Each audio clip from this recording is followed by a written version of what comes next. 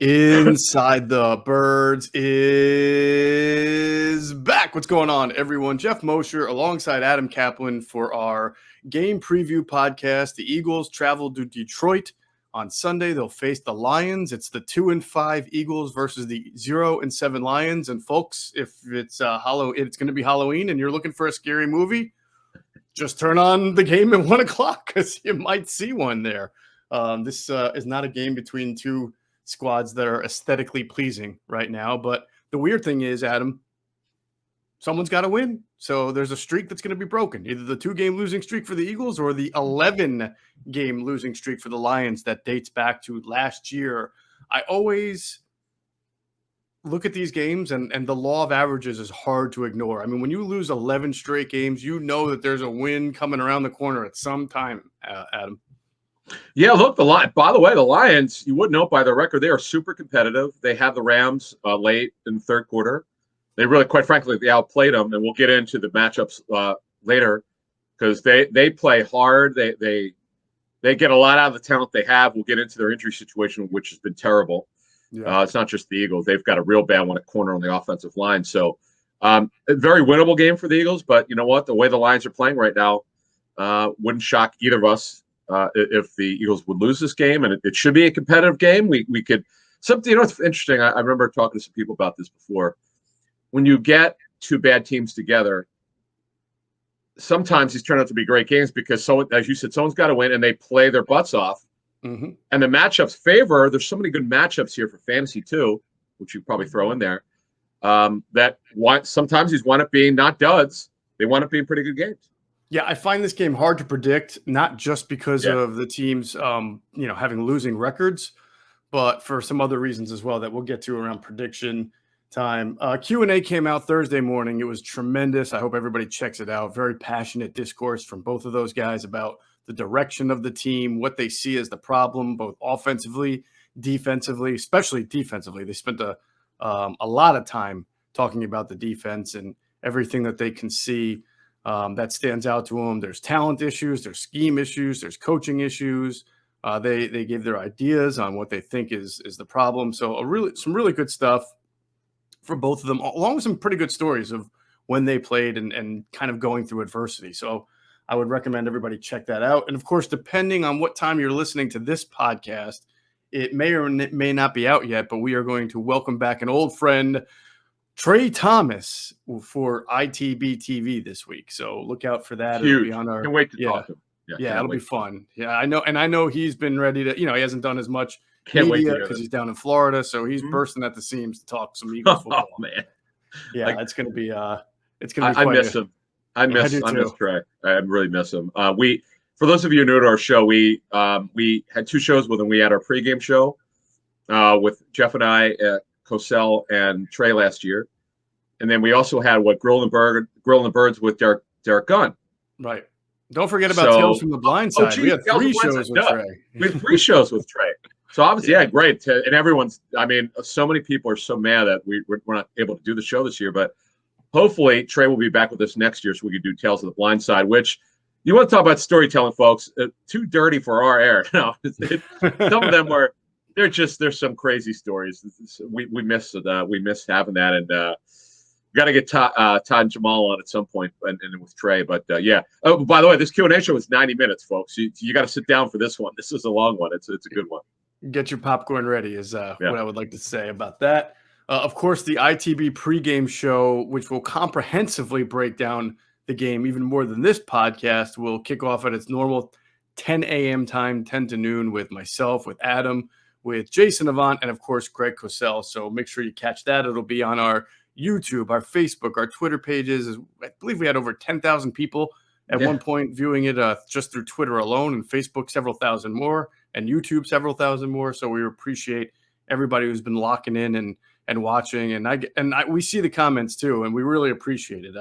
Some of it is just the gift of having guys like Jason and Greg Cosell, that the breakdown that people get when they watch our show is unlike other pregame shows that are kind of fluffy and, too big picture. This stuff, X's and O's, that's what people love, and we're happy to do it. So thanks for everybody for reaching out and all the great reaction to it. And we get the questions. Yeah, I was just gonna say we get the questions answered. If you put it in what is it, Geoff? The comments box on the live feed on YouTube. If you're watching on YouTube, there's a Yeah. comment box that a lot of people like to talk amongst each other during the show. But you can also sometimes it gets a little ugly there. But so you can also leave us a question or a comment, and we'll handle it on the air as well. And so a lot of times the questions we get are already being addressed, but I'll throw the person's name in there for asking it anyway, just to give some recognition of people who are watching from home. So thanks for that. Wanted to say, please check out InsideTheBirds.com. We've been putting up a lot of content on that. Adam does his power rankings every week. I write some analysis and columns. Andrew DeCecco writes stories from interviews going on throughout the week, and have it come right to your RSS feed. If you've got a reader, you can just get the RSS link. There's a place on InsideTheBirds.com where you can just click it to make sure it works for you that way. And our readership is going up. We really appreciate it, and just been really excited about the growth of InsideTheBirds.com. So please make sure you're subscribed there. It's free. And if you have a chance, leave us a 5-star review on Apple Podcasts. If you're an Apple user, that stuff really helps us out as far as our notoriety and certain rankings in the podcast, and just helps us get more exposure and be able to do more things. So we really appreciate everybody who has left a review, and we ask that you keep doing that. All right, let's get into the injuries of this matchup, Adam, as there are plenty, although more so for the Lions than the Eagles. The Eagles seem to be okay. I know that Anthony Harris was limited at practice on Thursday. And What's interesting? What's interesting? Up? Remember, they first listed his injury as hands. Yes. And groin. The groin was added because he got hurt in practice. Right. And then they changed it from hands to thumbs. How do you thumb injuries happen? But how do you do you remember next week? It may just be fingernail at that point. Right, exactly. But if you remember, some of you out there, you old timers like me, Lionel Simmons. I swear this happened. They called it Nintendoitis. He was playing Nintendo in the early '90s, and I think his hands were. I think he missed time because of a hand injury from playing Nintendo or something. I distinctly remember that. I can relate. I had some sore thumbs back in the days from that, no doubt. I mean, Excite Bike. You ever play Excite Bike? You had to constantly hit B to get the high jumps or something like that. I forget. I played the Mike Tyson boxing. That's another one, which is great. Which is great. But so Harris, now that he worked Thursday, that's a positive sign. Like that. It was hard to evaluate what would go on with him, but that's a good sign. The one we know is not going to happen in terms of playing is Miles Sanders with the ankle on the foot. So he injured 2 parts of that leg, unfortunately. So we'll get into kind of the matchups there. And Ryan Kerrigan has not worked yet this week with a groin. I know he hasn't really done much for the Eagles. He's playing, but he just has not been a factor. Right. But the guys who did work, Javon Hargrave, it's the first time I think he's been on the injury report Wednesday, but he got a light workout on Thursday, but he's expected to play. So, and then I know J.J. Arcega-Whiteside's only a blocker. They should change his position to blocker because he seems to do that, and he's actually good at it. But he's got the back injury, which I guess he left the game and didn't return, right? If I'm not mistaken. That is correct. Yeah, the back injury, right. Yeah. Are you suggesting that J.J. Arcega-Whiteside follow in the footsteps of Jordan Matthews and maybe try to reinvent himself as a tight end, calling him a blocker like that? You're wrong. No, but Jordan Matthews left the game. Remember, he left. He was cut a bunch of times, and he left, and then he redid it. He reshaped his body. I don't know. J.J. Arcega-Whiteside. In our pregame show, we'll do a little bit of the trade deadline stuff, but we're gonna hit it hard on Sunday morning. Right. We're going to have a lot of stuff. We're probably going to talk about some stuff that people haven't heard before, just kind of what we're hearing, but we're trying to get it sourced a little better. Mm-hmm. But it's going to be an interesting trade deadline. I'll just say that around the league because there's the haves and have-nots, and the have-nots are certainly looking to move some players, so we'll see what happens. No doubt about that. One quick injury to also pay attention to because he was limited Thursday was Landon Dickerson with the hip. So yeah, he's had that for a little bit. He was limited Thursday, so we'll have to see if on Friday he gets to get out there in full, or if it's just a thing that's always going to kind of be with him this year.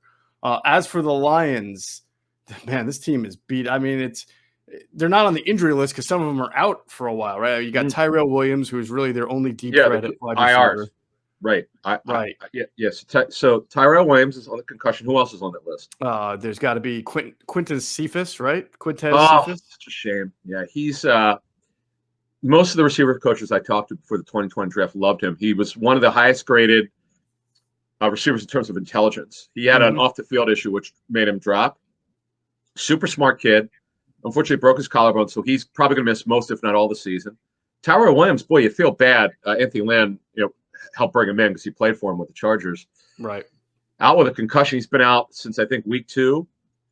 Taylor Decker, Dan Campbell, who's their left tackle, Taylor Decker. Dan Campbell, their head coach, said he might not return this season. That's rough. Some finger injury, Yeah. Yep. Obviously, Frank Ragnow's been out, right? I mean, he's their center. He was a pretty IR. good center. Yeah. These are all the IRs. Yeah. Right. Turf toe. Right. Okuda, who they drafted top 5 last year, hasn't been playing very well, or wasn't before he got hurt, but still, nonetheless, not there. Okwara, the linebacker. I mean, these are starting players if they're healthy for them. That's a lot of players. So Romeo Okwara, who's one of the 2 top pass rushers done for the season with torn Achilles, his brother is on the team. Right. Okuda, as you mentioned, torn Achilles, he's done it. And Melifuano has a thigh injury. He should be back at some point. He was a rookie who had been playing a lot. And so as Geoff was alluding to, they've got a lot of issues, which is killing their depth. And they got 2 starters out on the offensive line, one of the best pass rushers. They're very light at corner. Wait to hear who they have or they're putting out there. Once again, the matchups are there for the Eagles, but will they take advantage of it? Absolutely. And just on the minor side, I think we expect them to play unless something changes. DeAndre Swift dealing with a groin, TJ Hawkinson, an ankle and a knee, Trey Flowers, their best pass rusher with a groin, and cornerback AJ Parker also with a groin. So we will kind of have to monitor that and see if there's any late movement there. I mean, if they lose one of those guys, I'm sorry, that's going to be really difficult for them. I know. Swift, by the way, he's been on the injury report every day, every week since week 1. He's not missed a game. Hawkinson now has 2 injuries, ankle and knee. And AJ Parker is an undrafted free agent. They're going to play 2 undrafted free agent corners heavy minutes because they don't have anybody else. But yet they're competitive, which we'll get into in the matchups. But we'll see. We'll see what the play calling looks like on Sunday because, man, matchups are certainly favorable here. But with this coaching staff on offense, you just don't know if they're going to take advantage of it. All right, big question facing the Eagles going into this game against Lions that has nothing to do with the Lions. We'll get into that. First, we've told you if you want to get an advantage over your sportsbook, download BetQL, the only app you'll need to make the smart bets. They got a best bet computer model, scans over 350,000 unique bets a year, and gives you the best bet recommendation for every game, for every major sport, and also the reason why you should place the bet. Their model has spreads, over-unders, player prop bets, and if you don't want to use the model, do all the research yourself with the BetQL's tools that include sharp data, line movement, team summary, lineup and injury breaking news, and even a leaderboards to track your success. So go to the App Store or Google Play Store now to download BetQL. You can also go to try.betql.co/ITB and get started now using the promo code ITB at this payment checkout for 25% off their subscription offerings. And you can also check out their sportsbook offers page if you live in one of the eligible states to claim free offers upon signing up at one of the many sportsbooks listed. So don't miss out on your chance to beat your sportsbook this football season using BetQL. Now, the big question, how much would you bet? Would you bet money that this game in Detroit could be the last game as an Eagle for Andre Dillard or perhaps Fletcher Cox? Oh, well, okay. So here's the question. We got to first start with this. Will they be sellers or buyers, this team? I think sellers. Buyers. Yes, no matter what. Right. They have to be. I know what Howie Roseman said. It was after the Bucs game, after the Ertz trade. They were 2-4 after that, and now they're 2-5. I think that, and Geoff, you know this, general managers have to be honest with themselves. They knew what they were in 2017. They thought they were going to be really good at the trade deadline. And I don't know if then they knew they win a Super Bowl, but they knew they were competing for a Super Bowl. This year, they're not competing for anything quite general. When you're 2-5, you're just trying to figure it out. You've got a rookie staff in terms of this is the first time they've coached together, a lot of these guys. Some have, but most have not. New play callers from both sides of the football. First time head coach. I just, to me, I think you need to build up your draft capital. It's one thing if they were okay. So they played 7 games. If they were 3-4, and you go, wow, they just won their last 2 games. You know what? They might want to buy. Well, that's not the case. They've lost 5 out of 6. Mm-hmm. They're struggling mightily on both sides of the football. I believe they're in what we call evaluation mode. It sure looks like it. We saw some stuff going on a linebacker last week. We'll have more of this on Sunday. Mm-hmm. We saw some linebacker rotations, which were interesting. The young receivers have to keep playing. Like, let me throw it back at you here. What would you like if you were a buyer? If you're the Eagles front office, what would you be buying? No, I wouldn't. You're just not buying. I mean, what, a veteran receiver? No. Why? Why would you buy? I don't see any reason to buy at the moment. I mean, unless you came across a team that was that is in a similar situation as the Eagles, trying to unload a player that may not fit the scheme or is not future. If you found a team that's looking to unload a young linebacker that's talented, just not for the scheme that they're playing in, but would be better in yours, then maybe you work on a player for player type trade, or maybe you do something because you're buying a player who's not just helping you for this year. It's not about making a playoff push. It's about getting some personnel that you may not be able to get in the draft or free agency, and the type of player that you don't have to give up a lot for. Plus, you have 11 picks right now. No team, very rarely does a team make 11 picks. And if you're going to trade a pick, you'd rather trade it for somebody who's playing in the NFL and shown they can at least handle that level of competition than the 10% or 5% chance that your 6th-round pick is going to make the team and be productive. So that's the small window that I would say you would be open to maybe being a buyer. Sort of like how they went and got Jannard Avery a couple of years ago. I don't know if they felt that was a playoff push move or just a player they thought that would eventually fit their scheme, which they were incorrect about. But nonetheless, that's what they did. But I'm looking right now, Adam, at guys who are on 1-year deals, right? And if you think that they've been productive enough that they'll get another deal somewhere else next year, maybe you hang on to them because that helps you in the comp pick formula. But let's take a guy like Ryan Kerrigan. He's not going to sign a huge deal after this year. Right. I mean, he'll be lucky to get a 1-year deal the way. So if somebody wants to give – somebody who feels like, all right, I'll give you a 5th or a 6th for him because in my scheme, that's 6. Yeah, you move him in a heartbeat. Absolutely. So Steven Nelson too, I would say. Oh, Steven Nelson, really? Yeah, I mean, what's the point? He's on a 1-year deal. He's not your future. You're probably not giving him an extension. I doubt he's going to sign some 3-year, $20 million deal in the offseason that's going to really help you in the comp formula. That's true. So if someone's willing to give you a 4, 5, 6, I don't know, conditional something, then you do it. And teams are always looking for cornerback help. Who's that? Teams are always looking for cornerback. Oh, yeah. Oh, no, I know. For that playoff drive. No doubt. Yeah. Fair point. He hasn't played poorly. I can't. No, he's played fairly well. We're told he's played fairly well. And now, when we talk about evaluation mode, what that is called, coaches use, personnel people, when you start turning it over to younger players, when you're not going anywhere, or that most likely you won't make the playoffs. So if they entertain the thought of trading a corner, you've got Tay Gowan, who came in the Ertz trade. They definitely want to take a look at. Josiah Scott, who they traded for, who could play inside or outside. They want to take a look at him. They've got Mac McCain, who's Mr. Special Teams, but right? Did you mention McPherson? I didn't hear you. No, I was going to get to him. And McPherson. Now McPherson has got an injury right now. He's really not part of the rotation, but it could be if they would entertain thought of trading Steven Nelson. So, look, guys like Eric Wilson, who are you're seeing his playing time regress. I don't know if anyone would trade for him, but Kerrigan, who you mentioned. Mm-hmm. You might as well and Tui Pelotu needs to get some snaps. Yep. He's a guy that we might see in the second half of the season or just a little bit later on get more snaps. Milton Williams maybe get some more snaps. Talk in terms of evaluation mode. To me, at 2 and 5, we all know they're not going to the playoffs. Right. You might as well mix the young guys in. I mean, you saw I think Teron Jackson played early in the game a couple snaps. Yeah. Was it Jackson or Johns Patrick? One of them played early. I was like, wow, okay. Teron Jackson. You're right. Yeah. You're right. Yeah. It's funny because now that you mentioned that, it's not really occurred to me until just now that the year started off with Jannard Avery as that Sam linebacker on the ball. And then at one point it was Patrick Johnson, right? And they were getting the kid in. And I haven't heard Patrick Johnson's name or seen him on the field in like 5 weeks.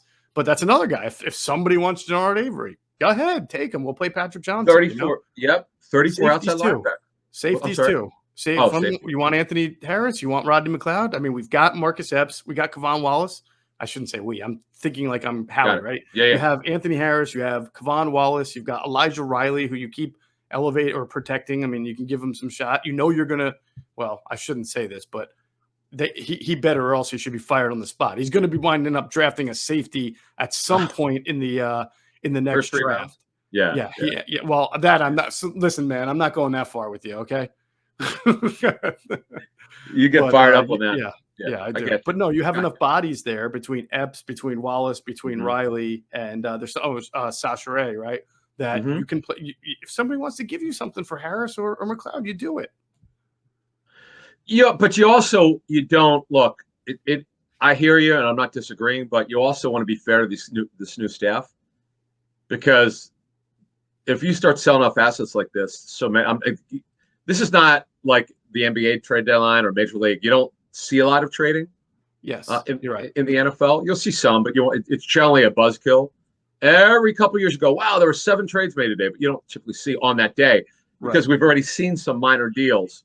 Sure. Previous to this, we saw Mark Ingram traded to the Saints, minor deal. The Zach Ertz trade, sort of a minor deal, but that's for a team like the Eagles, or know that who they are, and a team that thinks they can win the Super Bowl. And that's why they trade for Zach Ertz. Right. Let me clarify. It's not that I think the Eagles have an opportunity to trade 6 or 7 players that we just mentioned. I just meant any one of those guys. If you're asked for, you could make a very good rational trade there. Gotcha. And understand. Yeah, I mean, first of all, somebody has to want these guys, and not any of them are playing all that great. Well, the Eagles definitely have some interest in Andre Dillard. That's not been in question. The question is, will they move him? Right. I'm going to just repeat what I said in August. I do not see them trading Andre Dillard unless they get a third. Here's why. If you get to, let's say they don't trade him, okay, by Tuesday's deadline at 4 p.m. Eastern. Mm-hmm. Let's say you get to March. It is rare. I mean, Jack Conklin moved, but he's a right tackle down the left. He played left tackle earlier in his career, but he's not playing right for the Browns. But it's hard to get left tackles in the free agent market.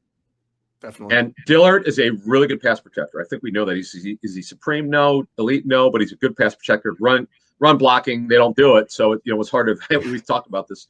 I haven't really evaluated him doing it much, but I just think he's a gifted kid. He's got too much talent in him. I would be very surprised if they moved him for like a 5. They're not going to do a 5, but 4.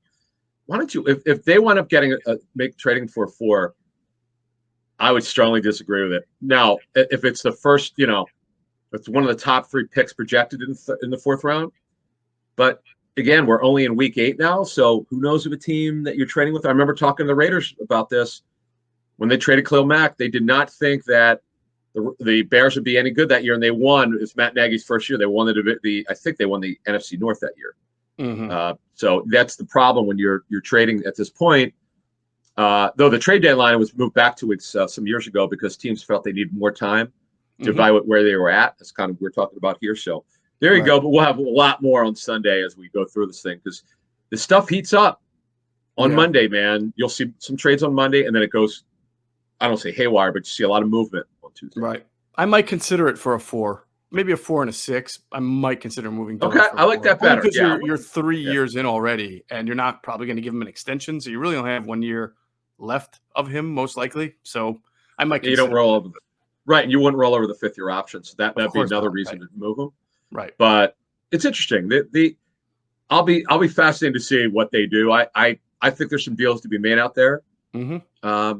For as you set up very well, with teams going to the playoffs, with guys that maybe they like for depth purposes, and we'll see. We will see. All right, the NBA is back, and at DraftKings Sportsbook, an authorized sports betting partner of the NBA, the key to victory is a strong starting 5. New customers can bet just $5 on any NBA team to win its game, and if it wins, you win $200 in free bets. So why not make your roster Washington, Washington, Washington, Washington, and oh yeah, Washington. DraftKings Sportsbook customers can also get skin in the game with new same-game parlays. Combine multiple bets from the same game for a bigger payout. The more legs you add, the more money you can win. DraftKings is safe, secure, reliable. Best of all, you can deposit and withdraw your cash whenever you want. So download the DraftKings Sportsbook app now. Use the promo code ITB. Bet just $5 on any NBA team to win its game and win $200 in free bets. If that team wins, you win with promo code ITB this week at DraftKings Sportsbook, an authorized sports betting partner of the NBA. You got to be 21 or older, Pennsylvania only, new customers only, restrictions apply. In partnership with Meadows Racetrack and Casino. See DraftKings.com/sportsbook for details. Gambling problem? Call 1-800-GAMBLER. All right, let's get into the meat and potatoes of this matchup. We'll start off with that wonderful Eagles offense against the Lions defense. Lions, I love the Lions coaching staff because it's so like kind of Bill Parcellsian, right? I mean, Dan Campbell is a guy who came up through the Parcells tree, and I think Lynn did too. Didn't he start off with Dallas? I know he's with Dallas as an assistant. I know that Aaron Glenn definitely did. Aaron Glenn definitely did. Campbell definitely did, and I think Anthony Lynn has roots there, but that explains the whole we want to kick you in the teeth and eat your kneecaps and everything. That's the Bill Parcells kind of gruffness. But the 1 year, it's funny because they were hide the quarterback with Phil Simms. So as great as he was, they didn't want him throwing very much. They tried. They could do that in the 80s, right? But when he got Drew Bledsoe, remember they led the NFL in passing attempts. I believe Bledsoe's rookie or certainly one of his first few years with Parcells. Yeah. So you never know, but I'll say this team's got a lot of heart, man. I do Staley, as we know, is on that staff, and Dave Phipp. They play really, really hard. They're so limited in talent. If you knew, I mean, think about it. Let's. So we're talking right now. We'll go Eagles offense versus Lions defense. Now, one guy we should definitely mention who's going to be a factor in this game, because this guy is a former first-round pick, is Charles Harris, who's a speed rusher. You might remember he was in the same draft as Derek Barnett. Yeah. The Eagles like Barnett way better.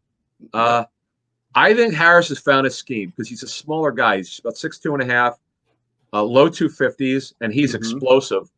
He bounced around. Dolphins didn't work there. Falcons didn't work there. And now with the Lions, and he's got a sack in most games. He's explosive. And wow, that's I had not been paying attention. I didn't realize that he was doing that. That's great. Yeah, and Trey Flowers. Remember, they're stand-up. They're a 34 front. Trey Flowers, who's good, who's brought in here by the former head coach Matt Patricia, but he unfortunately has been hurt for most of the season. He's doing what he can. He missed some time, and he's back.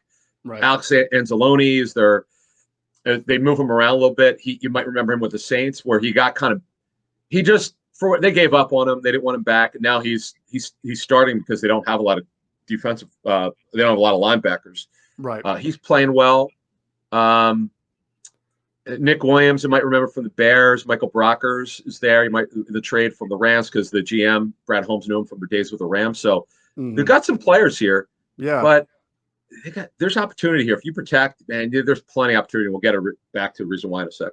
Does Derek Barnes see some time for them? The Purdue linebacker, I liked him coming out. They're mostly a nickel team, so they go. Depends what part of the defense. Right. He's basically been against the run, I think. Mm-hmm.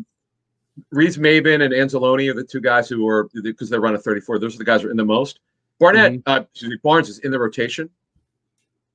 And then the big thing, and this is where Jalen Hurts is going to have an opportunity. We were talking about the guys on injured reserve, right? So they're going with Owarie, your guy from Penn State, who's not bad. He kind of struggled last year, but he's got some talent. Yeah. He was basically going to be the fourth corner. He's now their top corner. And they're going with 2 undrafted free agents. I know, man. A.J. Parker, who's hurt with a groin injury. And the immortal Jerry, not Josh Jacobs. Jerry Jacobs from Arkansas was an undrafted free agent with really good size. But I don't know how they did it. Cooper Kupp annihilated them last week. I mean, he just crushed them. Now, he's Cooper Kupp, one of the top 5 NFL receivers. Right. But I'm just telling you, if you protect – now, I'll say this. They're multiple front. They play with a lot of energy, and they blitz a lot. Yep. And you said for many weeks, Eagles struggle with speed rushers, and boy, did they struggle last week with speed rushers. Oh my God, last week was a great example of that, no doubt. Yeah, yeah. So one of the guys also to keep our eyes on, right, would be the rookie in the middle there, Aleem McNeil, because we know about the Oh whole yeah, my bad. Milton Yeah, Williams right. versus Aleem McNeil decision there in the third. Now, this guy McNeil is kind of what the Eagles really lack. I mean, a big, enormous. Well, he's not 350 like a Tony Siragusa, but he was what 315 pounds, but he's only 6'2", so that's a pretty wide base right there for a 6'2", 315-pound guy.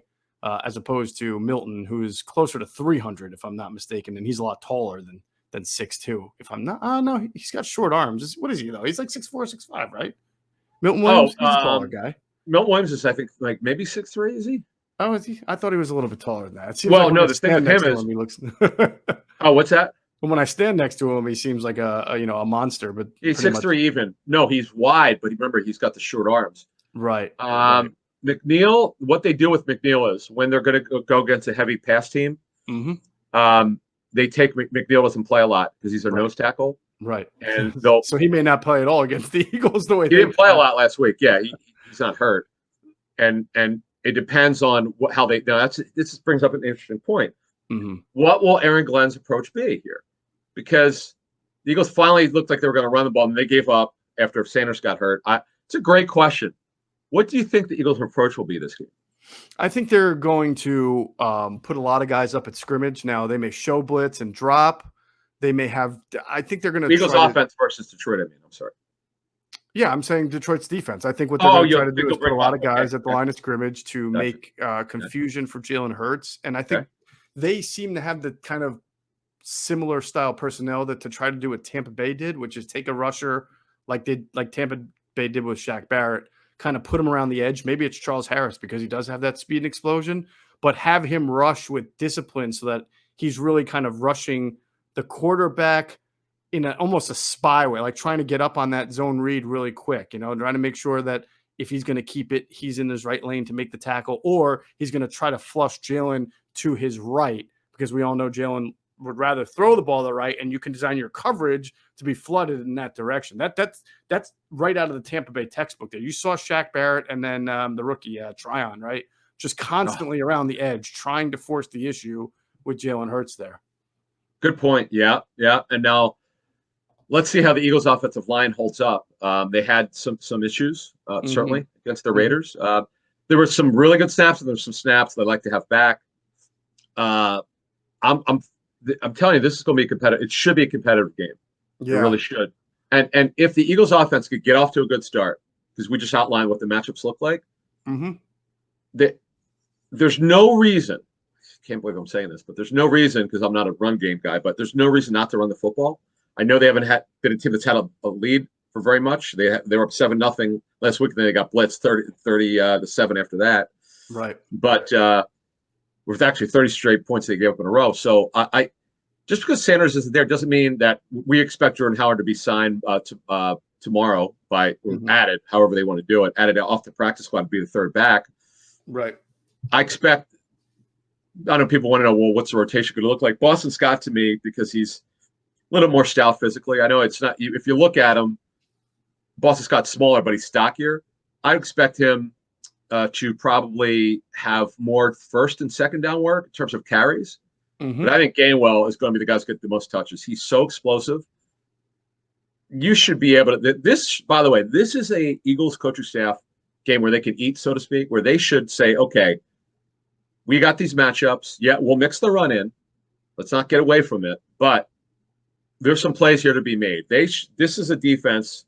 I know they're active, and they hung in there against the Rams, but they couldn't stop Kupp. They got their opportunities here. They got to take advantage of them. I'm fascinated to see how they approach this thing. I am too. One thing else to mention before we move on to the Eagles defense is that the Lions allow, I think, second most in the NFL, 105 yards per game to outside wide receivers. Ooh. Right? Because they're bad at corner. Yep. And of course, they faced a couple of pretty good quarterbacks too. So, but this is an opportunity based on that data right there. You would think to get that part of the passing game going with Devontae Smith and Jalen Reagor and whoever they line up also on the outside. If they can't get that going, talk about back to the drawing board approach, because as you were talking about with the secondary, I mean, it's amazing Jim Schwartz doesn't still coach this team. That's how banged up a corner they are, because every year with the Eagles, it seemed like he was throwing third and fourth and fifth corners up at number one. So it's like the ghost of Schwartz is still haunting both franchises there. But Schwartz passed. The ghost of Schwartz passed. That's right. All right. So why don't we also then look into the Eagles' defense, right, against this offense, which is I think there are some pretty interesting matchups going on here that we'll get into. First and foremost, Geoff. Jared Geoff has had a weird year. I don't know if you've seen it, but his first 4 or 5 games, his passer ratings were all in the 90s and hundreds. And in the last 3, even though they haven't played particularly well or won games, even though they've hung with opponents, he's not played well.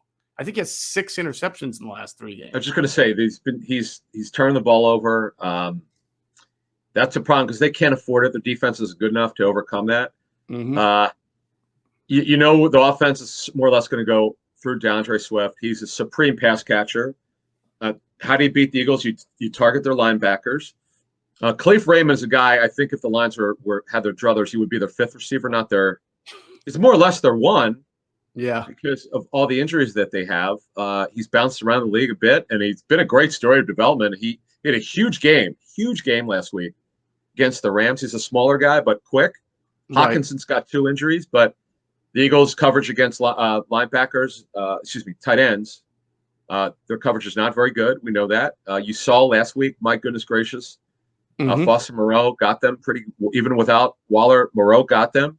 Right. Hawkinson's going to be a part of this. So that's Geronimo Allison from formerly the Packers is there, but he's not much of a factor. So the Swift, and then Jamal Williams got hurt, I believe, in Thursday's practice with a thigh injury. He got added after the Thursday practice, said thigh. We'll see what he does later today. But Swift is the guy, man. He is a special football player from Philly, by the way. Yeah, from Philly. I shouldn't say he. The Lions lead second in the NFL in target percentage for running backs at 27.5%. There you go. So more than a quarter of their passing offense is DeAndre Swift and a little bit of Jamal Williams. God. Yeah. Wow. He leads all NFL running backs in receiving yards by a lot. Well, you know why? Look at not that he doesn't deserve to be used a lot. He was used last year quite a bit, but he's put up massive numbers because of the injuries. We mentioned Tyrell Williams and Cephas. I mean, they're putting out guys there that I'm sure if the Lions were being honest with us, they would say, we'd rather not have them out there, but hey, this is who they have. And the Eagles should be able to control this offense. Jared Goff is not – Anthony Lynn does not call the game as just like the head coach of the Rams would do. Because Staley, right. I mean, no. Sean McVay. Yeah. Sean McVay. Because that's an old school West Coast offense, and where they would, to help Goff out, they would roll him out, give him a clear picture. Always roll him out away from pressure because he's not an elite processor. So that's the way they would help him. Now here, there's definitely a commitment to the run game. There's no question about it. The problem it has is because their defense has got so many issues at corner, they're playing from behind a lot. Then what happens is even when they get a lead, they try to run. Then their defense, they get a lead like against the Rams, and then they couldn't stop Kupp. They got behind, and then the pass run ratio got out of hand. But I'm telling you, this should be on paper. What's the line, by the way? Do we know? Okay. The Eagles are favored. The last I checked was, I think DraftKings had them at 3.5. Okay. I would get to that in the prediction segment, but I don't give any. I would not. I don't. I would stay away from this one. I would. And I got it. But historically, when you and I've done the show since 18, a lot of weird stuff has happened. When we're worried about the Eagles really badly, then they come up with this game and wow, I didn't think that would happen. Wow, they really played great that game. Right. You would have to say for this game, Adam, that there is no reason. We'll talk about this more Sunday with Greg and Jason, but there, to me, is zero reason to play your safeties in Canada. Okay? There's zero reason. You just said it. The Lions have their leading outside wide receiver would be a 5th wide receiver on most teams. They have no speed. By the way, zero speed. Right. Goff has the lowest deep pass attempts in the league. They don't just Right. don't throw it deep. Right. And the offensive line's okay. It's not very good. Obviously, Taylor Decker not playing, so that hurts them. Yeah. There's no, even when you're in a cover one, which we said that Gannon did more last week, it's still the one safety is still too deep. I mean, you bring these guys up toward scrimmage. Don't worry about getting beat over the top in the explosive plays. There are none for the Lions to make over the top. Just focus on the running back and the tight end and your fundamentals and tackling, and you should be able to control the line of scrimmage. I mean, I know it sounds simple, but it is. I mean, it's really, there's no reason for too deep against this team. Look, I agree with you. I would move everybody up. I would move the safeties up. I agree with you. And then the other thing is, just I should have mentioned this. They're playing with two undrafted free agents in the offensive line. The Lions are Evan Brown, who bounced around a bit, and Matt Nelson, who's also an undrafted free agent with the Lions, on and off their practice squad. And Nelson's playing right tackle. Right. So to me, man, the matchups really favor the Eagles in a lot of ways, and I know that coaches have not done a good job enough of taking advantage of Big V, obviously at right guard. So I'm interested to see how the coaches approach this. And here's another question, right? So as we finish this thing, do they send the house versus Geoff? Because we just outlined the personnel for the Lions, because they got two undrafted free agents from the past couple of years starting for them. Find matchups and go win, Gannon. Go win. I'm gonna give you a number. Give me 15. What do they play zone about 78% of the time, right? Or is it even higher? Eagles play the most zone, still over 80%. Over 80. Yeah, it's over 80. I thought it was like 78. It might be. Okay. Well, I know this. They're playing a little bit less zone each week, but they're still number one in zone and number one. Well, it's funny when I say number one, they're 32nd ranked in zone, playing zone. They don't play. They play almost not all zone, but they play the most zone. Right. And they're also 32nd in blitz percentage. It's just all right. Here's my number. Give me 20% man defense and blitz at least 8 to 10 times. I love it. Why not? I would do it. Why not? Right? Why not? Now, Penei Sewell is playing really well at left tackle. Really well. Oh, good. In the training camp, they had him playing right.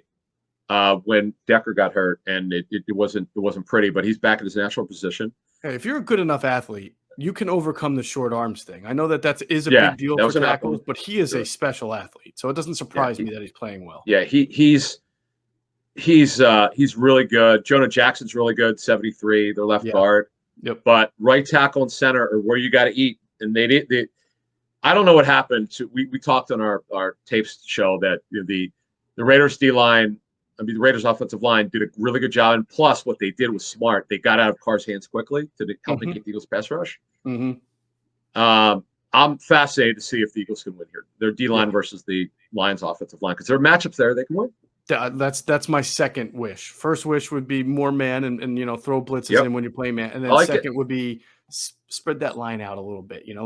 I realize you have to stop the run first, but get yourself into some positions where you got some stand-up rushers on both sides. Get yourself into some good third downs, and let's go. The protection breakdowns are going to be, as you just said, at center, at right guard. Attack those gaps. Let's go. There you go. That's the answer. And that's pretty much it for the Lions. Offense. I mean, there's Hockenson and there's Swift. Those are the two guys you got to worry about. You got to worry about them. You should have known it last week with Jacobs and Moreau. Learn a lesson. Move on. Time to turn the book, time to turn the chapter. Everybody's been on high alert. I think the fans got to the coaches this week, and they know that they need to start changing things up. I would be shocked, absolutely, positively stunned. I won't make the retirement thing like with safety. But if Jonathan Gannon played the same exact scheme against the Lions that he's been doing for the last few weeks, I'd be shocked if the safeties are 50 yards down the field. I'd be shocked if they're sitting in a soft zone 90% of the time, 80%. Adam, I'd be shocked. I'm telling you now, I'd be shocked. I agree. There's no reason to do that. Your point is well taken. Because why would you do that with Hockenson there? He's really good athletic tight end who does everything well. He's one of the best all-around tight ends in football already. Yeah. Who their pass targets are going to be. We mentioned, obviously, Swift, Hockenson, and a little bit of the kid Raymond, who's quick. I just the matchups are so clear here. And Geoff, you're so right. Move the damn safeties up. They've Yeah. done it at times in weeks, but they need to do it full time in this game. And go Mhm. be aggressive. Be There you aggressive. go. Be aggressive. Love it. That's how they should break the huddle. All right. 1, 2, 3. Be aggressive. All right. All right. Let's pause and tell our friends about PHLSportsNation.com enhancing the fans' experience with their coverage of Philadelphia sports, all Philadelphia sports. So they are for the fan, by the fan. That's their motto. Check them out at PHLSportsNation.com. And we'll pause real quick for a word from our other great sponsors, including our friends at Sky Motor Cars. And if you stop into Sky Motor Cars out there in Westchester, PA, make sure you tell them Adam and Geoff sent you. You will get the best deal. All right. You asked for the line as we make our predictions here. Yes. The Eagles are 3.5-point favorites. It's the first time this year. It only took until almost November for the Eagles to be favored in a game. 48.5 is the over-under. So that's kind of a mid-level type of scoring game. Wait to hear my score. Oh, I can't wait to hear it. Yeah, so that's the line and that's the spread. So I will start with you, Adam. How do you see this game going? Give me like the flow. How is this going to shape up? I think it's a knockdown, drag out, fun game. Believe it or not, fun game. As I said earlier, sometimes you get two bad teams against each other. They turn out to play a pretty good game. I got Lions 20, Eagles 27. Oh, all right, going with the birds. That's been a dangerous proposition. I know. I should know better, but I don't. I'm a numbskull. All right. Well, you can just throw me into the same shopping cart with you as you know. If we egg on our face if we're wrong about this, but and I really have reluctance, not just because the Eagles are playing poorly, because so are the Lions, but like I said, man, 0-11 is tough. I mean, they're going to eventually win a game, and they've come so close this year. I mean, they almost refresh my memory. No. What happened in the Ravens game that they lost? It's terrible. They got jobbed on a delay of game, and I was watching the Red Zone channel. And I was excited. I have some friends who work with Lions, so I was really excited. It looks like they're going to win. And they had a very clear delay game. The Ravens did, and the refs didn't call it.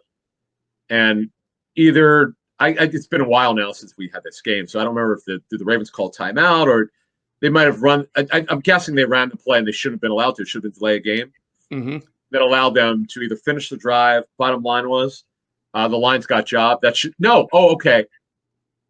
Didn't Tucker kick like a huge field goal? Yeah, he's the longest in NFL history, right? Wasn't it right. Or something? Yeah. But I mean, he does that to everybody, but still. Well, guess what? Yeah, and I think it should have been moved back 5 yards. That's a good call by you. There you go. Okay. Right. So, and then I felt so bad. It was humiliating. You saw Dan Campbell cry a couple weeks ago. Oh man. And it's tough. I mean, it's tough. It's tough. I mean, if you're a Line fan watching us or listen, however you're consuming this, it's a tough deal, man. It's I could not imagine to have to live through this. But the good thing is, if you're a Line fan, maybe an Eagles fan, is this should be a competitive, fun game. I do believe that. Yeah. So the one thing that the one consistent thing is the Lions just don't score a lot of points. I know they scored 33 against the Niners in the opener. That was a little. They came way back. Yeah. Way. But 17, 17, 14, 17, 11, 19. Yeah. So I'm not going to sit here and predict some high scoring game like I have a tendency to do. I think the Eagles are going to win. I think they're going to struggle offensively in a win. I think they're going to win. I had it something like 22-16. That's what it. Wow, really low. Okay. Yeah, right. 22-16. I got a little win. Is it? Wait, did you say 48.5 was the over under? 48.5, I believe, is the over under. So what am I thinking? Really 38 points. Yeah, that's the 48.5 is the over under. For two teams that really struggle to score, that is kind of a high number. But weird. But I think they'll be. Because both defenses will give up plays, I do believe it'll be fairly high scoring, but I think 48.5 is a little bit much for me. There you go. All right, so we're both picking Eagles wins, close wins, tight wins, and obviously we'll come back Monday morning with our recap of the game. And I tell you one thing, if the Eagles don't win that game, oh boy, I don't even think I want to be in the Delaware Valley next week because it's going to be brutal. I'll tell you what, people were fired up. Our show numbers Monday morning were maybe the highest all season for Monday morning show. I was shocked because that people were so jazzed up for that game because obviously after the first drive they're up 7-0. Right. But man, it is amazing. People get fired up when a team loses. The venom It's like if they win this game and go 3-5, I wonder how they'll react. Well, we'll see. We'll find out. We'll find out. Oh, we will find out. I just thought we had all those extra viewers and readers because of the awesome "Grieving Las Vegas" headline. I But, love that headline. That is in the 4 years. That was by far your best title. I laughed my ass off when I saw it. Thank you. Grieving Las Vegas, and what was the other one you were thinking of? Fear and Loathing in Las Vegas. Yeah, I was trying to go with some kind of Fear and Loathing. Hunter Thompson. Yeah. Yes, absolutely. All right, that's going to do it for this episode of Inside the Birds, the leading podcast in Eagles Intel. Big thanks, as always, to our producer, Hunter Brody. Check out his work on broadsmedia.com and, of course, his YouTube channel, Sports Talk with Broads. You can find him on Twitter at Broads81. And as always, we thank you for flying with us inside the bird.